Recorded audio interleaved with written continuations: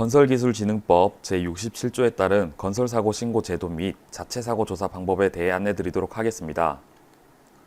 목차입니다. 먼저 건설사고 신고 제도에 대해 안내드리고 자체사고 조사 결과 입력 및 통보 방법에 대해 안내드리는 순서로 진행하도록 하겠습니다. 우선 건설사고 신고 제도 안내입니다. 건설기술진흥법 제67조 제1항에 따라 건설사고 발생 사실을 알게 된 건설공사 참여자는 지체 없이 그 사실을 발주청 및 인허가 기관의 장에게 통보하여야 하며, 같은 조 제2항에 따라 통보받은 발주청 및 인허가 기관의 장은 대통령령으로 정하는 바에 따라 사고 발생일 시 사고 경위, 조치사항, 향후 조치 계획 등을 즉시 국토교통부 장관에게 제출하여야 합니다. 다음으로 건설기술진흥법 제67조에서 말하는 건설공사와 건설사고에 대해 알아보도록 하겠습니다. 건설공사란 건설산업기본법 제2조 제4호에 따른 건설공사를 말하며 토목공사, 건축공사, 산업설비공사, 조경공사, 환경시설공사, 그 밖의 명칭과 관계없이 시설물을 설치 및 유지 보수하는 공사, 기계설비나 그 밖의 구조물의 설치 및 해체공사 등을 말합니다. 다만 전기공사업법에 따른 전기공사, 정보통신공사업법에 따른 정보통신공사, 소방시설공사업법에 따른 소방시설공사, 문화재 수리 등에 관한 법률에 따른 문화재 수리공사의 경우 건설공사로 포함하지 않습니다. 다음으로 건설사고란 건설기술진흥법 시행령 제4조의 2에 정의되어 있으며 사망 또는 3일 이상의 휴업이 필요한 부상의 인명피해 또는 1천만 원 이상의 재산피해를 말합니다. 앞서 설명드린 내용들을 종합해보면 전기공사, 정보통신공사, 소방시설공사, 문화재수리공사를 제외한 토목공사, 건축공사, 산업설비공사, 조경공사, 환경시설공사, 그 밖의 명칭과 관계없이 시설물을 설치, 유지, 보수하는 공사, 기계설비나 그 밖의 구조물의 설치 및 해체공사 중 사망사고 또는 3일 이상의 휴업이 필요한 부상이 발생하거나 1천만 원 이상의 재산피해가 발생하게 되면 건설기술진흥법 67조 1항에 따라 건설공사 참여자는 발주청 및 인허가 기관의 장에게 최초사고 신고를 하게 되고, 같은 조 제2항에 따라 이를 통보받은 발주청 및 인허가 기관의 장은 사고조사 결과를 국토교통부 장관에게 제출하여야 합니다. 그럼 이제 자체사고조사 결과 제출 방법에 대해 안내드리도록 하겠습니다. 우선 건설공사 안전관리 종합정보망 CSI에 접속을 합니다. 그 후 발주청 및 인허가 기관 담당자 아이디로 로그인을 하고, 로그인 후 상단 건설사고 메뉴를 클릭하게 되면 좌측에 메뉴가 나타나게 되는데, 이때 사고조사 실시를 클릭한 후 하위 메뉴인 자체사고조사를 클릭합니다. 그럼 해당 발주청 및 인허가 기관으로 통보된 건설사고가 보여지게 되며 작성하고자 하는 건의 공사명을 클릭합니다. 그러면 신고 내용이 나타나게 되는데, 상단에 위치한 작성 버튼을 눌러 작성 화면으로 바꾼 후 항목들을 입력하면 됩니다.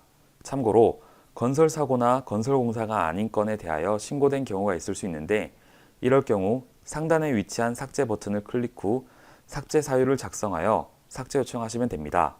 삭제 사유는 다음과 같습니다. 부상사고가 발생하여 신고하였으나 부상의 정도가 경미하여 재해자가 3일 미만으로 휴업한 경우, 물적사고로 신고되었으나 피해 금액이 1천만 원 미만인 경우, 전기공사, 정보통신공사, 소방시설공사, 문화재 수리공사에서 발생한 사고를 신고한 경우, 중복으로 신고된 경우, 각각의 경우들에 대한 증빙 자료를 첨부하시어 삭제 요청하시면 됩니다. 그렇게 하시면 국토안전 관련해서 내용을 검토하고 삭제 승인하게 됩니다. 다시 작성 방법으로 넘어와 오류를 범하기 쉬운 항목 및 작성에 있어 문의가 많은 항목들에 대해 설명드리도록 하겠습니다. 우선 사고명입니다. 사고명은 신고 정보에 표기된 공사명을 활용하여 작성하시면 됩니다. 예를 들어 공사명이 땡땡 아파트 신축공사이며 사고 경위상 사고 내용이 추락사고이면 사고명은 땡땡 아파트 신축공사 중 추락사고라고 작성하시면 됩니다. 두 번째, 사고 유형 중 물적 사고 유형입니다. 예를 들어 근로자가 비계 발판에서 작업 중 비계 발판과 같이 추락한 사고를 가정해 보겠습니다. 해당 사고로 치료비 및 합의금이 2천만 원이 발생한 경우 인적 사고 유형은 떨어짐이 되고, 물적 사고 유형은 해당 없음으로 입력하면 됩니다. 여기서 피해 금액이 1,000만 원 이상인데도 불구하고 물적 사고 유형이 해당 없음인 이유는 2천만 원의 금전적 피해가 발생하였으나 이는 직접 공사비에 포함되지 않는 재경비에서 발생한 손실로 물적 피해는 없다고 판단합니다. 두 번째 예로 똑같은 추락 사고인데 근로자가 외벽 갱폼에서 작업 중 갱폼이 낙하하며 추락한 사고로 가정해 보겠습니다. 갱폼은 낙하하여 재시공이 필요한 상황이고 재시공에 필요한 비용은 1,500만 원입니다. 이 같은 상황에서 입력값은 인적 사고 유형은 동일하게 떨어짐이 되고 물적 사고 유형은 낙하가 됩니다. 결론적으로 물적 피해는 재해자의 치료비 및 보상비 개념이 아니라 공사에 직접적으로 영향을 미치는 직접 공사비에서 금전적 손실이 발생한 경우를 말한다고 생각하시면 됩니다. 세 번째 항목인 물적 피해 금액 및 물적 피해도 앞서 언급한 내용과 마찬가지로 생각하시면 됩니다. 그 다음으로 감리자와 설계자 부분입니다. 기본적인 입력 방법은 동일하며 각 항목의 찾기 버튼을 클릭한 후 나타나는 팝업창에 기관명을 검색하여 해당 기관을 선택하면 되고 책임자도 마찬가지로 찾기 버튼을 클릭한 후 담당자 검색 후 선택하면 됩니다.